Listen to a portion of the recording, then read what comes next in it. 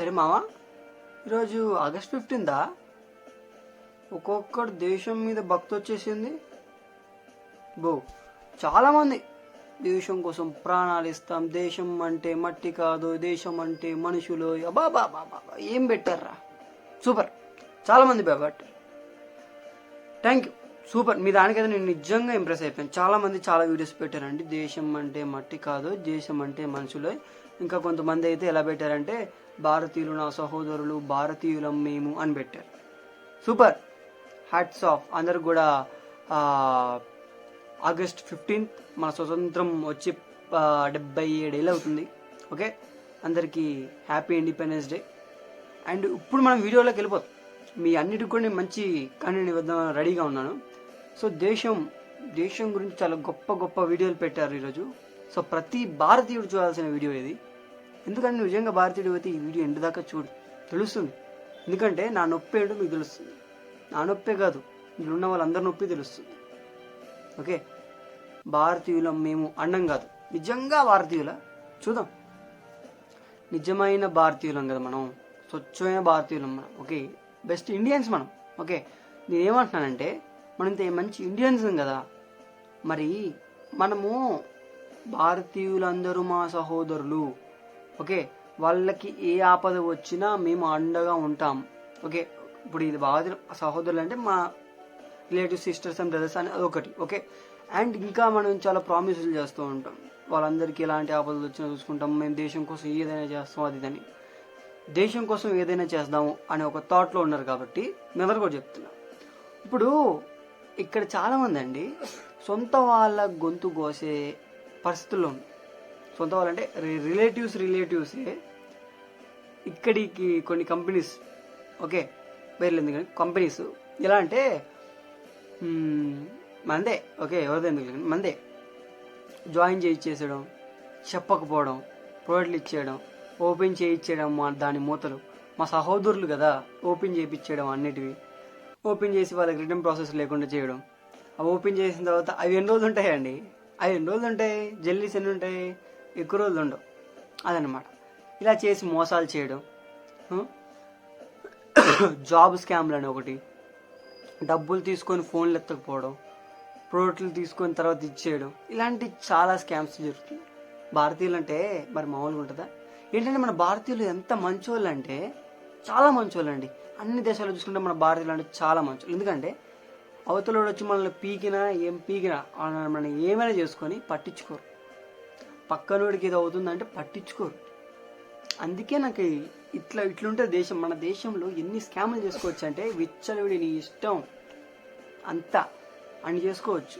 ఎవ్వడు నిన్ను ఏం బేగలేడరా.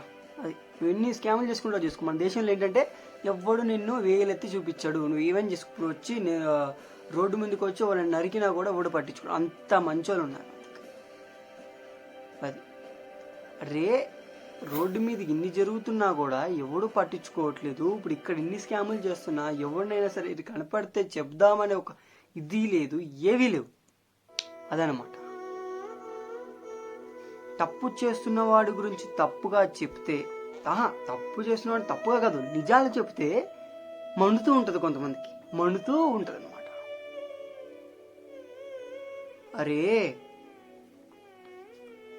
ఫార్మర్ మన దేశానికి వెనుక, వాళ్ళ ఫ్యామిలీలో ఉన్న వాళ్ళని మోసం చేస్తారు.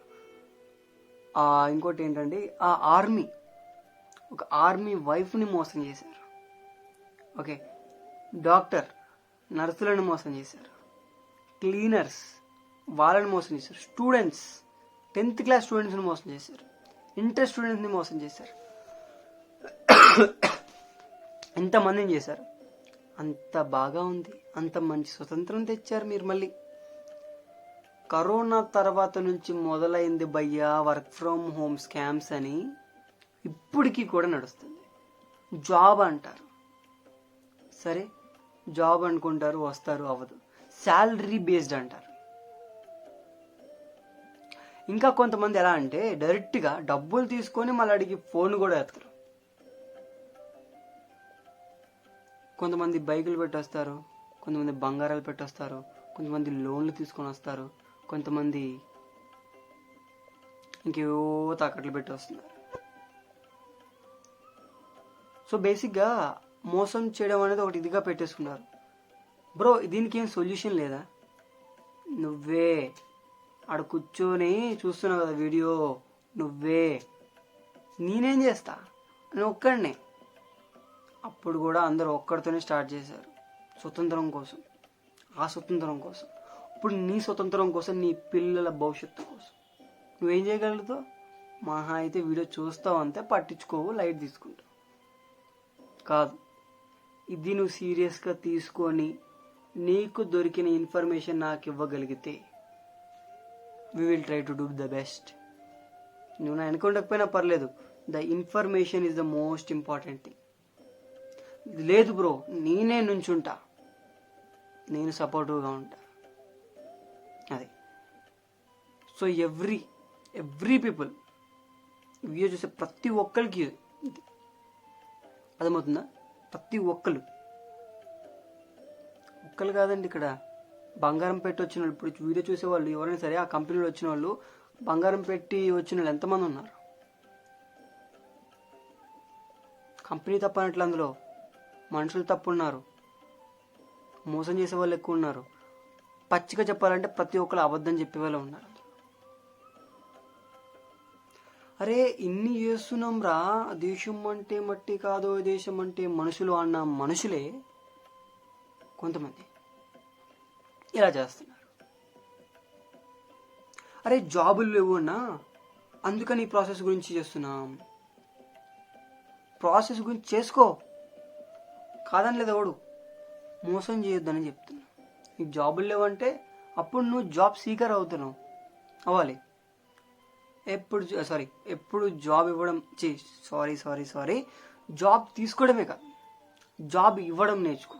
ఎలా అంటే ఫర్ ఎగ్జాంపుల్ బ్రో, కొంతమంది ఉంటారు. ఫర్ ఎగ్జాంపుల్ నాకు తెలిసిన ఒక పర్సన్ ఉన్నాడు, తనకి కెమెరామ్యాన్ అనమాట. ఫస్ట్ 5,000 10,000 చేశాడు. ఓకే, ఆ వచ్చిన డబ్బులన్నిటిని కలెక్ట్ చేసుకొని నేను ఎక్కడ కరెక్ట్గా ఓకే అనుకో స్కిల్ ఉంది, నాకు ఫోటోగ్రఫీ అంటే చాలా ఇష్టం అంటాడు. నిజం, ఇది ఉత్తుత్తి మ్యాటర్ అయితే కాదు, రియల్గా మ్యాటర్. ఎందుకంటే ఆయనకు ఫోటోగ్రఫీ అంటే చాలా ఇష్టం.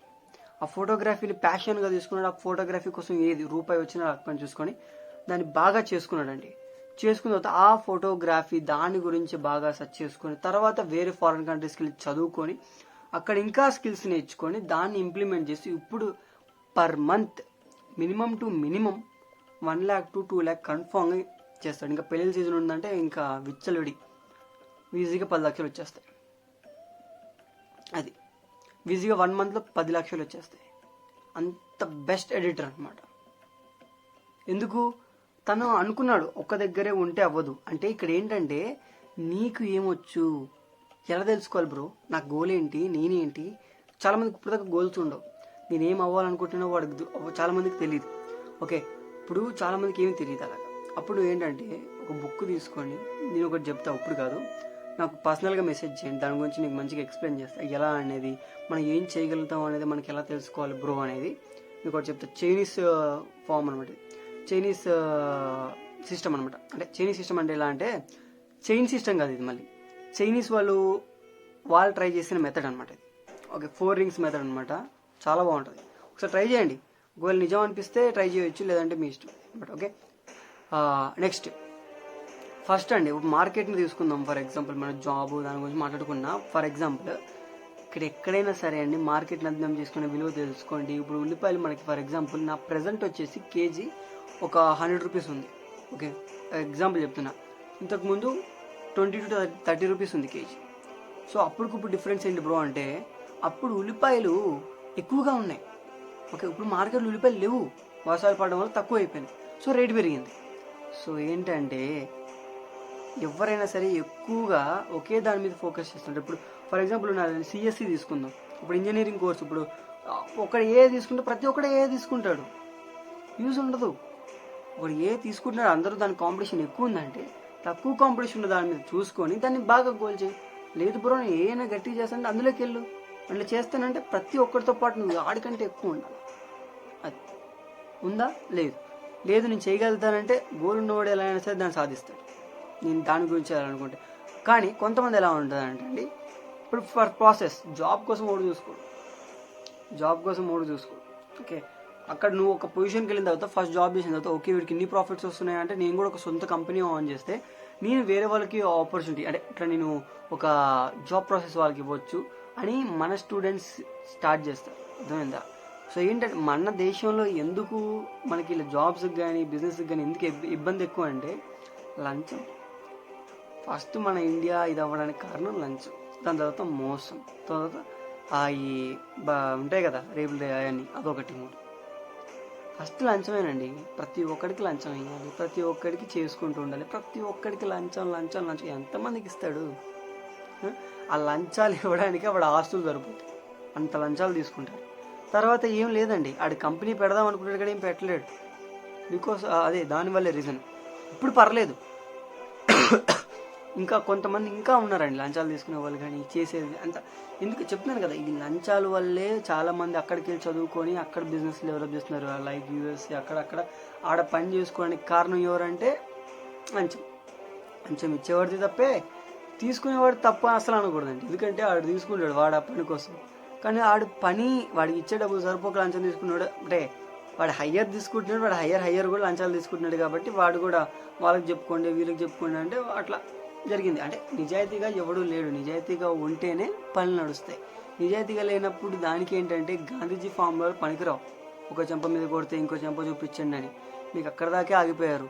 గాంధీజీ చెప్పింది ఒక చెంప మీద కొడితే ఇంకో చెంప చూపించమన్నారు.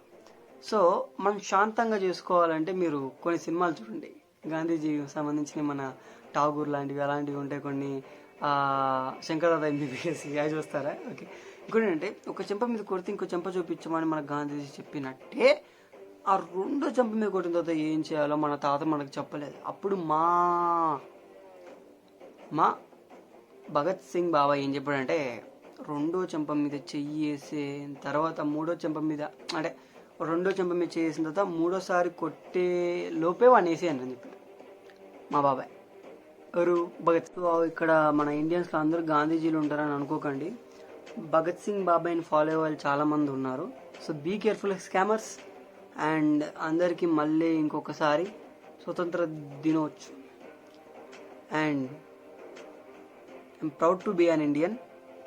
అండ్ ఇంకోటి ఏంటంటే మన ఇండియాలో చాలా క్లియర్ అవ్వాల్సినవి ఉన్నాయి, ఇంకా చాలా ఉన్నాయి, క్లియర్ చేద్దాం. జై హింద్.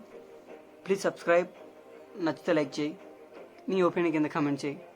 ఫ్యూచర్లో నీకు అంటే నెక్స్ట్ మళ్ళీ మీకు మంచి మంచి వీడియోస్ చేస్తాను. Thank you so much.